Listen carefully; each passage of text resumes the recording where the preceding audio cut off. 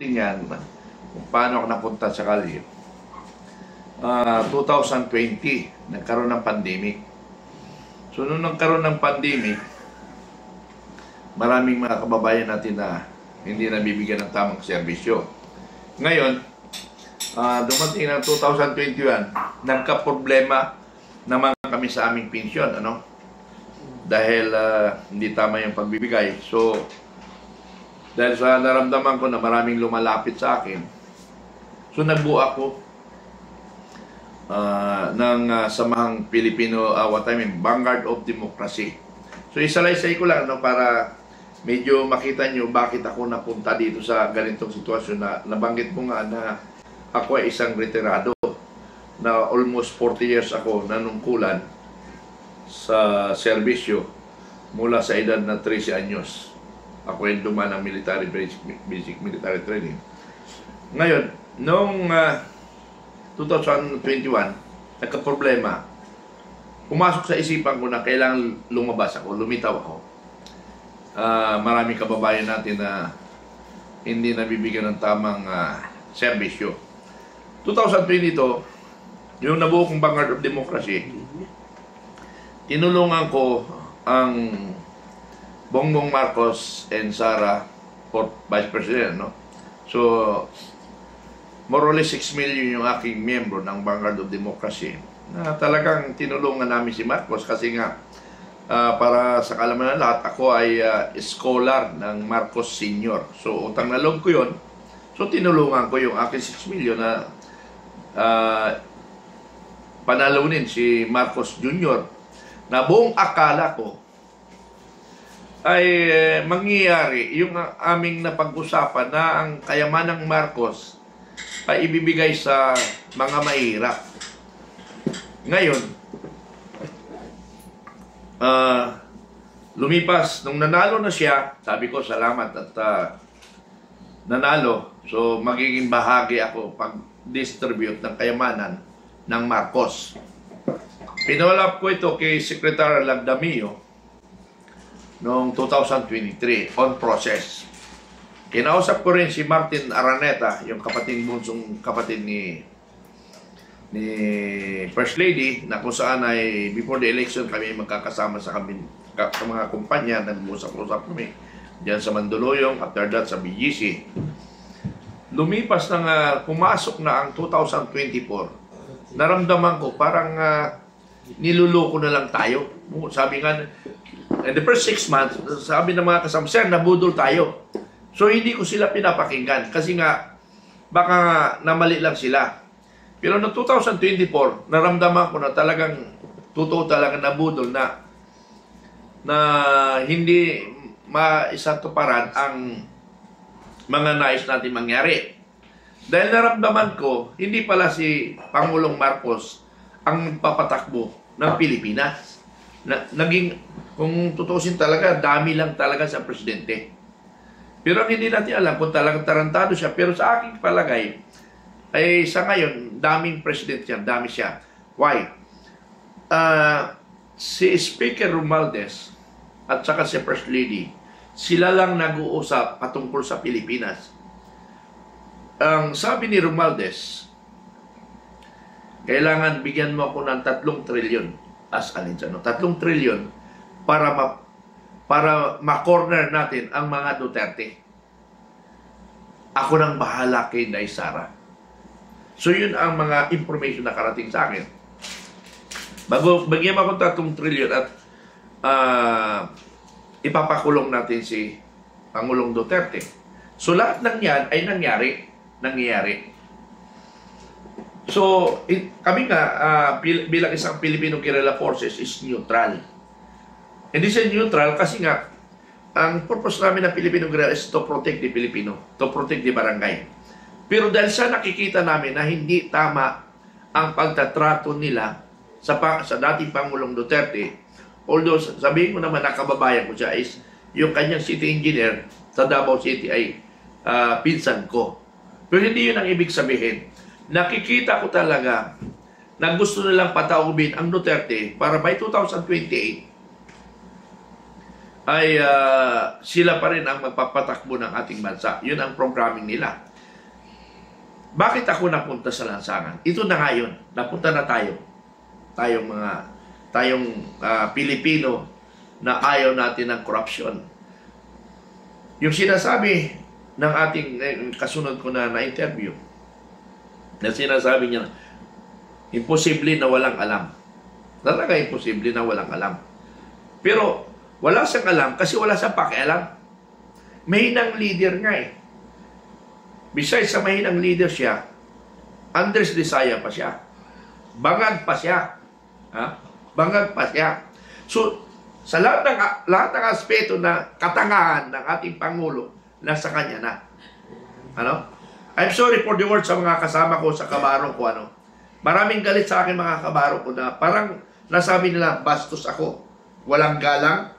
Tarantado ako. Pero minabuti ko ng ganun ang tawag nila sa akin. Kaysa naman na harap-harapan tayo tinatarantado. Yun ang hindi ko kaya tanggapin. Hindi ko kaya tanggapin yun. Harap-harapan tayo tinatarantado, ginagago, wala tayong alam. Katulad yan, yung flood control. Noong 2024 sa zona niya, di ba naalala nyo na ang nabanggit niya we accomplish 548 or something like that na 5,500 billion of pesos pinagyabang. Ito naman mga sip-sip na congressman, palakpakan. So tuwang-tuwa sila, marami ang problema. Igaba, after 2 days, binaha Metro Manila. Asan ngayon ang flood control? So, talagang Panginoon na talaga. Colonel, tanong ko lang, nabanggit niyo po ngayon, yun pong 5,500 flood control ng zona niya. Yeah. Okay. At after 2 days na fact check siya, ang kanyang paliwanag ay binangga daw po ng barko, yun pong flood control. Ano pong masasabi niyo po ng 2020? Natatawa ako dyan. Di ba no? Ano ba yung pag-iisip na yun? Hindi ko maintindihan. Nabangga ng langit. Opo, hindi po, nabangga daw po ng barko yung flood control, kaya po bumaha daw po sa NCR. Hindi nga, totoo nga. Nabangga talaga? Yun sa balita. Yun po yung sinabi po niya. Ewan ko, palagay ko nakadrug si Pangulong Marcos. Hindi niya alam yung sinasabi niya. And the second, Colonel, at sinabi niya rin po na dahil po daw po sa sobrang dami ng tubig, na overwhelmed po. Narinig ko yan. Sobrang tubig. Kausapin natin yung Panginoon. Kausapin natin yung Panginoon na sana kung umulan ka, dandahan lang para hindi masawa tayo yung flood control niya. Pero, besides kidding, hindi ko maintindihan kung talagang may alam siya pagkapangulo o walang alam talaga. O talaga under drug siya. Alin na sa dalawa. Colonel, tanong ko lang po, hindi po, ano po masasabi niyo bakit noong 2024 na sinasabi niya na bangga ng barko after niya actually sumakay pa siya ng helicopter noon, di ba? Nakita niya na yung mga flood control, may mga sira na. Bakit, tingin niyo, bakit hindi po siya nagpa-imbestiga ng 2024? Hindi, kasi ganito yan Hindi siya nagpapa-imbestiga. Ano yung 2024 yung pronouncement niya? 2024. Yung SONA? Opo. Yun yung isang question ko ngayon. Talagang paulit-ulit ko yan sa aking mga dialogue na kung tutuusin na talagang pinoprotektahan niya ang taong bayan ang ating pondo, 2024, nagpakandak pa siya nagpakandak sana siya ng investigation. Hinintay niya pa si Senador Marcolita manalo para makisabayan sa investigation. Kagangguhan yun, di ba? Kasi dapat 2024, nagsimula na siya, nagpa-imbestiga. Nung nanalo si Senador Marcolita sa zona niya, sinasabi, mahiya naman kayo. Dapat ang sinabi niya, mahiya naman tayo. Kasi kasama siya doon Dapat mahiya siya dapat. Diba? Kasama siya doon. Dapat pinimbestigahan niya. Noong 2024, hindi ngayon. Yung ngayong pag-iimbestiga, pagkunwari na lang yun. Pagkukunan. Yung nangyari investigation sa Senate, muro-muro na yan. Pero anyway, darating pa hindi naman matatapos yan. Itatakbosin natin. Okay. Colonel, yun na nga, yung sinasabi niyo po na yung flood control na pinag-uusapan natin ngayon, hindi siya nagpang-imbestiga. At pinapalabas po ngayon ng palasyo na yung effort daw po ng yung effort na kaya kung hindi pa sinabi ng Pangulo na magpa-imbestiga, wala daw gagawin itong mga congressman at mga senador. Ano masasabi niyo po? Kung hindi siya nagpa-imbestiga, opo, kung hindi pa rin po naglumabas at nagpa-imbestiga itong si Pangulong Bongbong Marcos, ay hindi pa raw gagalaw itong Senado at Kongreso para mag-imbestiga. Ano masasabi niyo? Kalukuhan yun. Kalukuhan. O niloloko niya sarili niya. Ano? Kalukuhan yung sinasabi niya na nagpapaimbestiga siya. Ginawa niya yun kasi mauunahan siya. Pakitang tao na lang siya. Kunwari na lang yung pag-iimbestiga niya. Pero walang pupuntahan yun. Nakisabayan lang kay Senador Marcolita yun. Kaya yung sinasabi niya, walang katotohanan yung kalukuhan yun.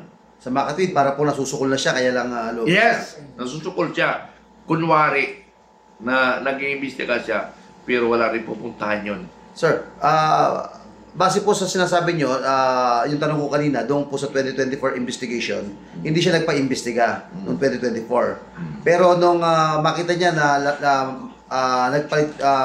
hawak na ni Senator Marcoleta yung Blue Ribbon Committee, umpisahan na nila itong mga to, bigla siyang lumabas sa makatwid, napilitan na lang siya at ngayon pinapalabas pa, nabida po siya. Ano masasabi niyo? Mga kababayan ko, hindi siya napilitan. Nagkunwari na lang siya. Kasi magkaiba yung napilitan eh. At pag sinabing napilitan, parang naiibis na talaga siya. Nagkunwari. Ibig sabihin, nagkunwari na mayroon siyang gagawin. Action. Pero yun sa totoo lang, base sa more than 3 years na siya, niluloko na lang tayo ni Marcos. Kasi nga, bangag nga eh. Yun yung problema eh. Kaya nakakabuisit eh. Sir, nung nakaraang September 21, mismong si Pangulong Bongbong Marcos po ang nagsabi na kung hindi lang ako presidente, sasama ako sa rally. Ano po ang inyong masasabi dito? Natatawa na naman ako eh. Kasi nga yung mga salita niya, pang hindi pang presidente eh. Ano, pang ordinaryong tao lang siya. Pang ordinaryong salita niya. Para bang ito yung nakakabuisit talaga sa totoo lang ano. Yung kaharap niya o yung Pilipino, para bang walang alam, tanga. Di ba? Tama ba hindi? Tama hindi. Oh. Kasi nga, yung ginagawa niya, parang ordinary salita lang na para bang yung audience niya, walang alam, tanga. Tanga talaga. Dapat talagang umalis na siya, punyeta niya. I'm sorry, mga kababayan ko, mga kababayan ko at saka kabarong. Kasi maraming galit rin sa akin. Pero di bali na kayong magalit sa akin, nasasabi ko lang katotohanan. Di bali na akong maging bastos, maging tarantado, hindi lang ako maging magnanakaw. Yun na lang yung akin. Colonel, napakaganda nung tinurang po yun, sinabi niyo po na yun nga. So, marami ho yung nagtatanong sa atin ngayon, sa ating mga nanonood. Ang sabi nila, kung hindi lang ako presidente, sasama ako sa rally. Ano ho ba mas mabigat at matimbang? Yung presidente ka o yung magrarally ka sa daan? Ha? Ay, hindi ko maintindihan kung ano sinasabi niya eh. Mayroong magsalita, kung hindi lang ako presidente, hindi magsasama ako sa rally. Hindi ko maintindihan ang logic niya eh. Hindi ko maintindihan. Hindi ko maintindihan bakit siya sasali. Dapat bilang presidente, tapusin ko na itong korupsyon. Ganun sana. Bilang Pangulo, ang lahat ng ganito, tutuldukan ko. Para kay Pangulong Duterte. Pag sinabi ni Pangulong Duterte, ano ba umandam ka doon sa Bisaya? Pantay mo. Ha? Sa Tagalog? Decisive. Ha? Decisive siya. Hindi. Maghantay ka. Hindi. Parang humanda ka. Parang ganun ba? Humanda ka. Parang ganun. Wala tuloy ko sa Tagalog. Ano? Kasi nga, kay Pangulong Duterte, pag sinabi niya, gagawin niya. Kay Pangulong Marcos, wala siyang sinasabi. Kasi hindi niya alam gagawin. Talagang, sa totoo lang talaga. Colonel, naawa ko sa kanya bilang isang pinaaral ako ng kanyang tatay. Pero wala akong magagawa kasi ang mahal ko ang Pilipinas, ang ating bayan. Colonel, ano po masasabi nyo ngayon at tela ba nalilito na ang mga taong bayan dahil nagkaroon po ng investigasyon sa mababang kapulungan at nagkaroon po ng investigasyon sa Blue Ribbon Committee Senate at nagtalaga pa ng ICC at itong si Remulla naman ay agad naman nangangaso. Ano po nakikita nyo sa apat na ahensya na halos hindi man sabay-sabay yung kanila ginawang pag-iimbestiga, ay bigla na naman Maalala natin, ang Senado nag-imbestiga na, ang Kamara nag-imbestiga na, tapos biglang sabi niya, gagawa tayo ng Independent Commission sa ano dyan, sa corruption. At napapansin na nga ng taong bayan ngayon na hindi pa nga naumpisahan yung mga natapos yung investigasyon, ang bilis ng hatol ngayon ni Remulla. Pagka kamukha po kanina, ang nangyari, makita ko lang, Remulla, DOJ. Humingi siya ng tapos automatic, pinapupunta kagad sa DOJ, pinapile lang kagad ang kaso, may supplemental affidavit agad. Ano po ang masasabi nyo? Parang ang gulo-guluhungan ng sistema ng batas natin. Magulo? Opo. Kasi magulo utang ng Pangulo natin eh. Kaya yung sagot ko is yours. Magulo talaga. Pati ka ako nagugulan eh.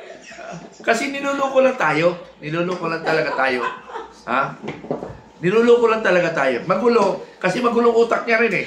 Hindi, yun ang katotohanan na sagot talaga. Kasi nga, hindi natin maintindihan. Nag-iimbestiga ang lower house. Nag-iimbestiga ang upper house. Tapos nag-iimbestiga ang presidente. Tara. Hindi, magulo na talaga sa totoo lang. Hindi naman sa nagpapatawa ako, pero totoo talaga yun.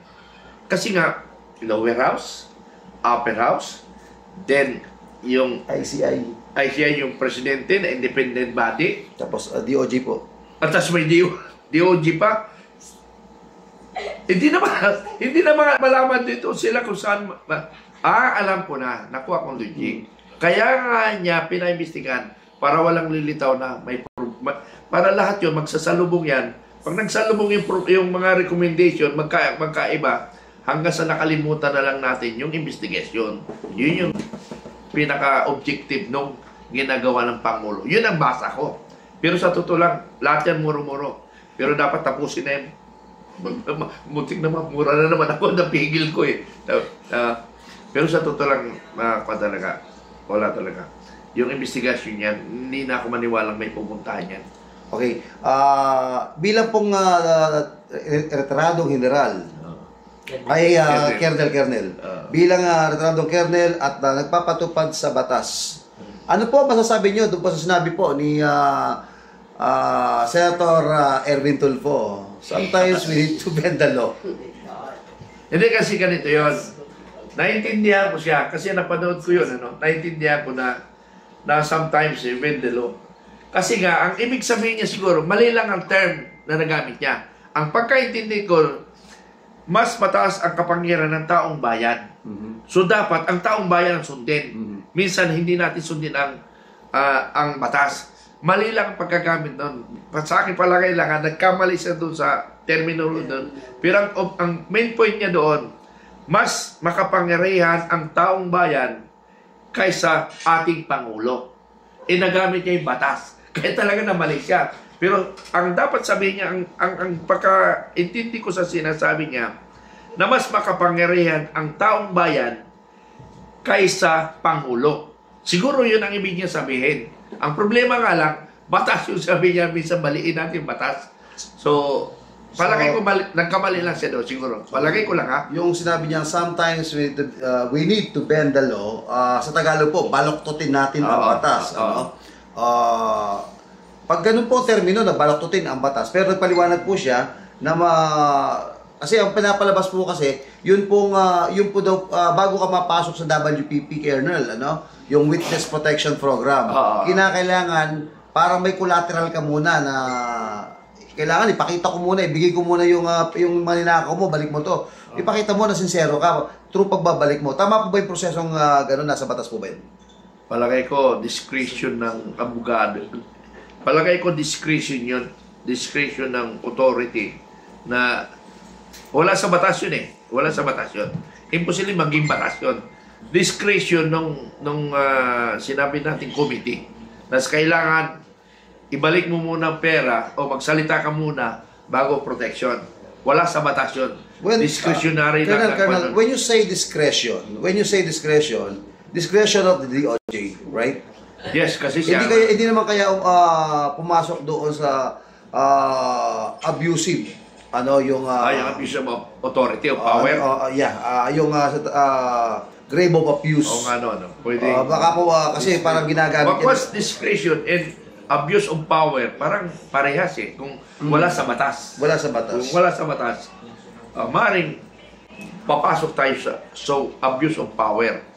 Kasi ang nangyayari po parang ganito, Colonel, ano yung tanong ng taong bayan, kung ganun pala, di lumabas na sa kalsada, magkaroon tayo ng 10,000, lumakad tayo papuntang Malacanang, isigaw natin, palayasin si Presidente Bongbong Marcos, huwag kami haharangan ng mga kapulisan, hayaan nyo kami dyan. Bakit? Kasi nga, sometimes we need to bend the law. Pwede. Pwede yun Gagamitin natin yun pag tayo nang pumunta ng Malacanang. Gagamitin natin yun. Pero, hindi naman. Iba naman yun. Ibang usapin naman yun. Ibang kaiba naman.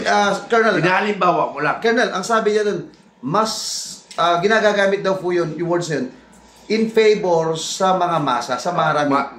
Kaya nga kung halimbawa may magkatipon-tipon ngayon, 10,000, 2,000, lumusog doon, di masa po yan. Ano masasabi nyo? Hindi, kasi ganito yun yung salita niya talaga, naintindihan ko talaga, nagkamali siya doon. Sana baguhin niya yun. Baguhin niya na nagkamali lang ako ng terminology paggamit. Instead na Pangulo, batas ang nasabi niya, ayun, nangyari. Bendalo. So, sa akin lang kasi hindi naman siguro siya bubundod para sabihin niya na gano'n, no? Maaaring nagkamali lang siya. Para sa aking opinion yan, pag-analyze ko sa kanya, parang nagkamali lang siya. Pero parang seryoso rin siya pagkasalita niya Pero sa akin opinion ko, parang nagkamali lang siya na so sobrang galit niya, nasabi niya gano'n na sometimes yung batas ay dapat ibaluktot muna natin dahil para sa kabutihan ng nakakaraming Pilipino. Nakakaraming Pilipino. Okay. Colonel, last message niyo po sa inyong mga kabaro, sa mga retirado at mga active at saka sa sambayan ng Pilipino. Kung meron man po. Alam niyo, mga kabaro ko, mga kabaro ko. Sorry nahingi ako ng sorry sa inyo mga kababayan ko, sa aking kabaro, na alam ko parang ang iba parang masama ang loob nila na binabatikos natin ang Pangulo. Pero sinasabi ko nga, sagot ko diyan, di bali na akong maging bastos, wag lang akong masabing kurap. Yun lang yun, mensahe ko na sana magising kayo. Pero actually naman talaga naramdaman namin kasi galing ako sa Millennium Personnel, naramdaman ko rin sila na nagsisimpatya sa atin. Ang problema lang, hindi sila makakilos kasi mayroon pa silang commander. Pero nakaramdaman ko sila na naliligayahan sila, natutuwa sa ating ginagawa. Nag-o-observe lang sila sa atin kung anong dapat natin gawin. Kaya nga sabi nga, mas powerful ang taong bayan. Okay? Maraming salamat po, Salamat. Retired Colonel Mitran. Okay. Okay mga kabayan,